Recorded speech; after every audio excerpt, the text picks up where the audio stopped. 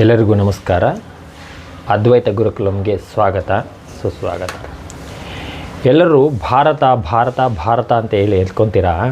ಇದು ಭಾರತ ಅಂದರೆ ಏನು ಅಂತ ಕೇಳ್ತಾರೆ.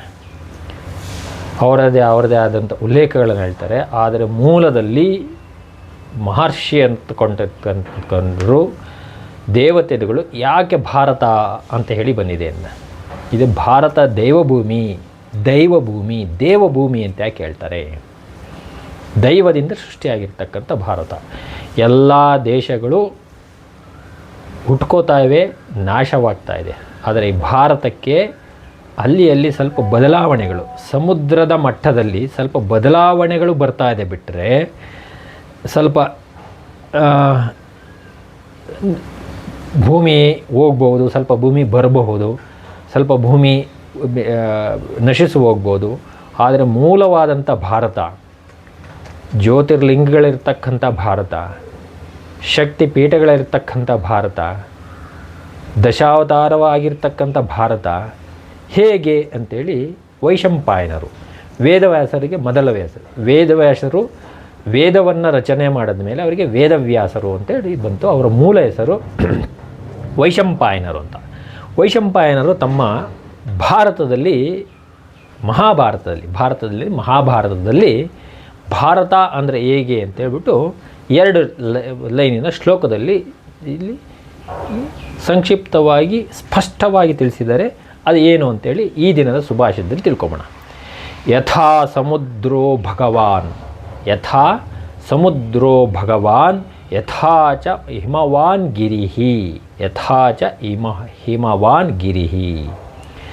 ಖ್ಯಾತವೋ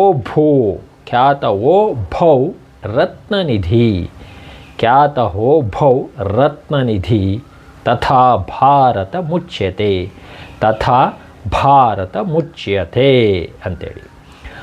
ಅಂದರೆ ಯಥಾ ಸಮುದ್ರೋ ಭಗವಾನ್, ಹೇಗೆ ಸಮುದ್ರ ಮತ್ತು ಹಿಮಾಚಲಗಳು ರತ್ನಗಳೆಂದು ಹೆಂಗೆ ಕರಿತೀವೋ, ಆ ಥರ ಪ್ರಸಿದ್ಧಿಯಾಗಿದೆಯೋ, ರತ್ನ ಯಾವಾಗ ತನ್ನ ಸ್ವಯಂ ಪ್ರಕಾಶ ಶಕ್ತಿ ಇದೆಯೋ, ಹಾಗೆ ಭಾರತ ದಿವ್ಯ ರತ್ನಗಳ ಖನಿಜ.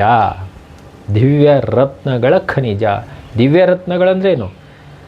ಸಾಕ್ಷಾತ್ ಪರಮೇಶ್ವರ 12 ಜ್ಯೋತಿರ್ಲಿಂಗಗಳು ಅಂದರೆ 12 ಜ್ಯೋತಿರ್ಲಿಂಗಗಳಾಗಿ ನೆಲೆಸಿದ್ದಾನೆ. ಸಾಕ್ಷಾತ್ ನಾರಾಯಣ ದಶಾವತಾರವನ್ನು ತಗೊಂಡಿದ್ದಾನೆ. ಈ ನಮ್ಮ ಮಹಾನ್ ಭಾರತದಲ್ಲಿ ಶಕ್ತಿ ಪೀಠಗಳು, ಜಗನ್ಮಾತೆ ಆದಂಥ ಪಾರ್ವತಿ 108 ಶಕ್ತಿ ಪೀಠಗಳಿದೆ. ಅದರಲ್ಲಿ 9 ಪ್ರಮುಖವಾದಂಥರು, ಆಮೇಲೆ 18 ಅಂತೇಳಿ 18 ಇದು ತುಂಬ ಪ್ರಮುಖವಾದಂಥವು ಅಂತ ಹೇಳ್ತಾರೆ. ಅಂಥ ಹೀಗಿರ್ತಕ್ಕಂಥ ಭಾರತ ಸ್ವಯಂ ಪ್ರಕಾಶವಾಗಿ ತನ್ನನ್ನು ಯಾವುದೇ ರೀತಿಯಾದಂಥ ಬೇರೆ ಮೇಲೆ ಅವಲಂಬನೆ ಆಗದಂಥ ತನ್ನಷ್ಟಕ್ಕೆ ತಾನೇ ಸ್ವಯಂ ಪ್ರಕಾಶವಾಗಿ ಬೆಳೀತಿರ್ತಕ್ಕಂಥ ಈ ಭೂಮಿಯನ್ನು ಭಾರತ ಅಂತ ಹೇಳ್ತಾರೆ. ಭಾರತ ಅಂದರೆ ಇದು. ಯಥಾ ಸಮುದ್ರೋ ಭಗವಾನ್ ಅಂದರೆ ಇಲ್ಲಿ ಸಮುದ್ರಗಳ ಆಳ, ಹಿಮಾಲಯದ ಎತ್ತರ ಮತ್ತಿವೆರಡು ವಿಸ್ತಾರವಾಗಿ ಮಹಾಭಾರತದಲ್ಲಿ ಧ್ವನಿ ಮತ್ತು ಗಮನಾರ್ಹವಾಗಿದೆ. ಇದು ಈ ದಿನ ಸುಭಾಷಿತ. ಎಲ್ಲರಿಗೂ ವಂದನೆಗಳು.